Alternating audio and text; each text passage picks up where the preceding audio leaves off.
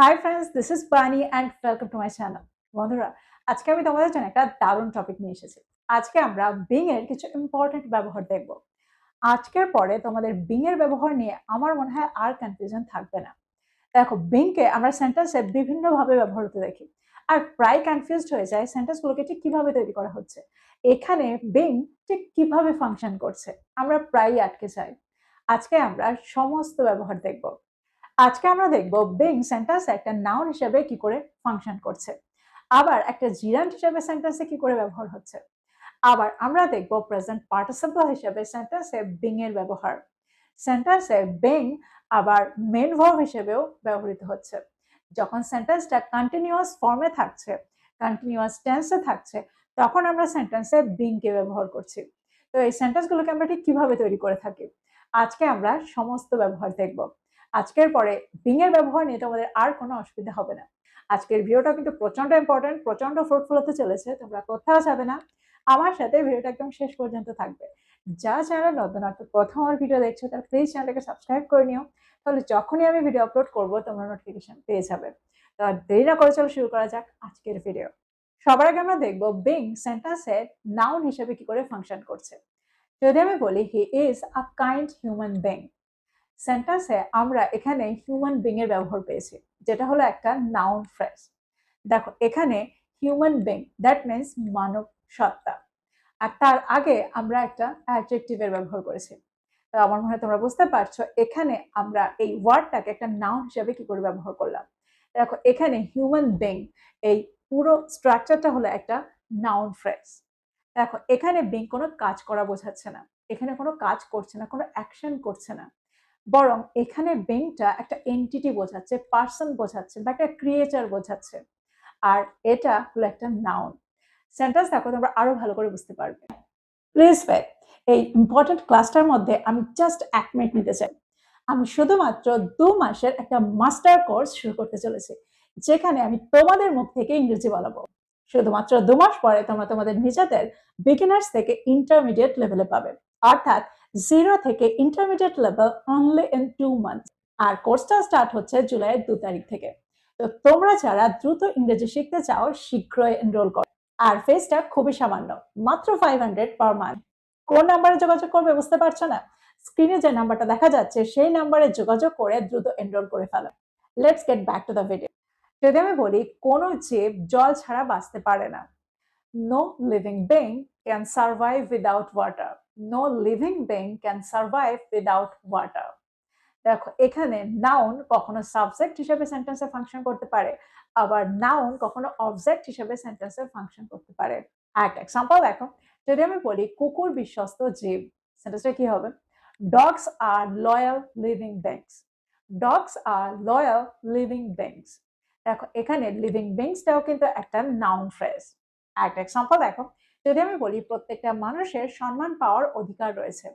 Every human being deserves respect. Every human being deserves respect. যদি আমি বলি একজন সহানুভূতিশীল মানুষ অন্যদের সাহায্য করে, a compassionate human being helps others. A compassionate human being helps others. তো আমার মনে হয় এক্সাম্পলগুলোর মধ্যে দিয়ে তোমরা বুঝতে পারছো সেন্টেন্সগুলোকে আমরা কিভাবে তৈরি করছি। সেন্টেন্সে এখানে বিং একটা নাউন হিসেবে ফাংশন করছে। এইবার আমরা দেখবো বিংকে আমরা সেন্টেন্সে জিরান্ট হিসেবে কখন ব্যবহার করতে পারি। দেখো, জিরান্টের অর্থও কিন্তু নাউন ফ্রেজ, কিন্তু এখানে ব্যবহারটা একটু অন্যরকম। তোমাদের মনে প্রশ্ন আসতে পারে যে দুটোই যদি নাউন ফ্রেজ হয়ে থাকে তাহলে দুটোর মধ্যে আমরা পার্থক্য কি করে বুঝবো। দেখো, এখানে আমরা অ্যাকশন বোঝাই, এখানে আমরা ভার্ব প্লাস আইএনজি ইং এর ব্যবহার করে থাকি। জিরান্টের ব্যবহার যখন আমরা সেন্টেন্সে করি তখন আমরা ভার্ব প্লাস আইএনজি ইং হিসেবে বিংকে পাই। আর এখানে আমরা কোনো অ্যাকশন করা বোঝাই, কোনো কাজ করা বোঝাই, যেটা আগের সেন্টেন্সগুলোতে আমরা করিনি। যখন সেন্টেন্সে বিং একটা নাউন হিসাবে ফাংশন করেছে তখন কিন্তু আমরা কোনো কাজ করা বোঝাইনি। এক্সাম্পল দেখো, যদি আমি বলি সৎ হওয়াটা গুরুত্বপূর্ণ। Being honest is important. Being honest is important. দেখো, এখানে আমরা বিং এর পরে অনেস্টকে ব্যবহার করেছি। বিং অনেস্ট দ্যাট মিনস সৎ হওয়াটা গুরুত্বপূর্ণ। এখানে কিন্তু আমরা একটা কাজ করা বোঝাচ্ছি, এখানে সৎ হওয়া বোঝাচ্ছি। আমরা প্রায় বলে থাকি ধৈর্যশীল হওয়াটা কখনো কখনো কঠিন। Being patient is difficult sometimes. being patient is difficult sometimes. আর একটা এক্সাম্পল দেখো, যদি আমি বলি ধৈর্যশীল হওয়াটা কখনো কখনো কঠিন, সেন্টেন্সটা কি হবে? being patient is difficult sometimes. being patient is difficult sometimes. দেখো এখানে আমরা being patient এই স্ট্রাকচারটা কিন্তু একটা জিরান্ড ফ্রেজ। যদি আমি বলি সে একা থাকতে ভালোবাসে, she loves being alone. she loves being alone. দেখো এখানে being কিন্তু জিরান্ড। যদি আমি বলি আমি উপেক্ষিত হতে ঘৃণা করি, I hate being ignored. I hate being ignored.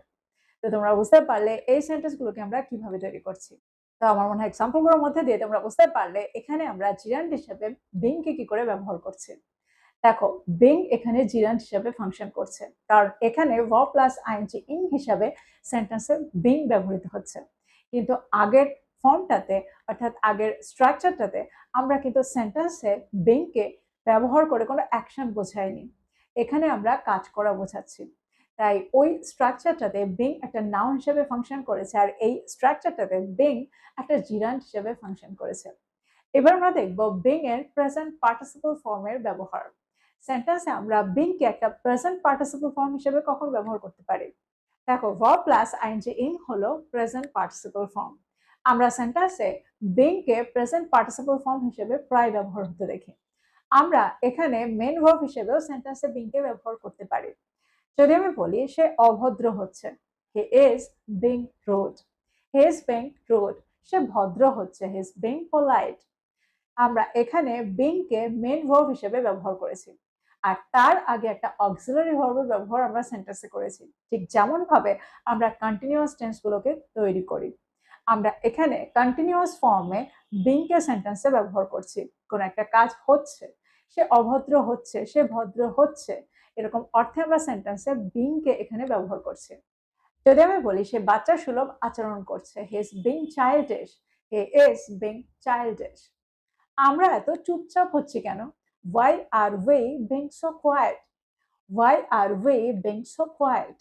দেখো এখানে আমরা ডিরেক্ট ভার্ব হিসেবে সেন্টেন্সে বিংকে ব্যবহার করছি, অর্থাৎ ভার্ব প্লাস আইএনজি ইনকে সেন্টেন্সে ব্যবহার করেছি।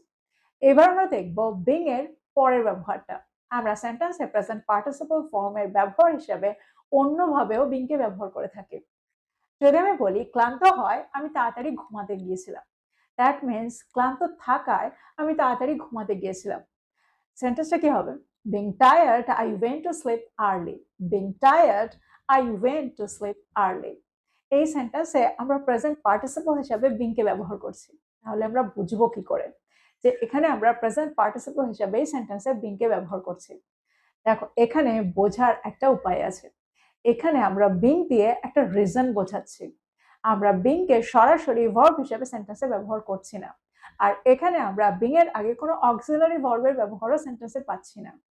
আর এখানে আমরা বিংকে সেজন্যই একটা প্রেজেন্ট পার্টিসিপল ফর্ম হিসেবে ব্যবহার তো করছি, কিন্তু অন্যভাবে। এখানে আমরা একটা কারণ দেখাতে বিংকে ব্যবহার করছি। অর্থাৎ আমি তাড়াতাড়ি ঘুমাতে গিয়েছিলাম, তার কারণটা কি? Being tired.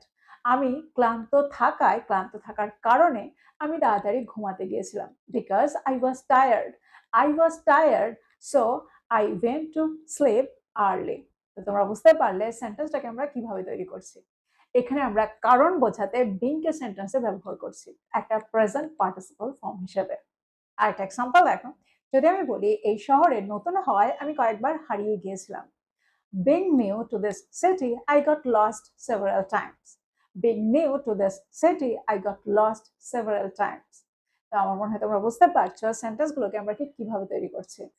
যদি আমি বলি নার্ভাস হয়ে সে লাইনগুলো ভুলে গিয়েছিল, কারণটা কি? সে নার্ভাস ছিল, সে নার্ভাস হয়ে গিয়েছিল, সে নার্ভাস হয়ে গিয়েছিল, আর ঠিক সেই কারণে সে লাইনগুলো ভুলে গিয়েছিল, সে সংলাপ ভুলে গিয়েছিল। সেন্টেন্সটা কি হবে?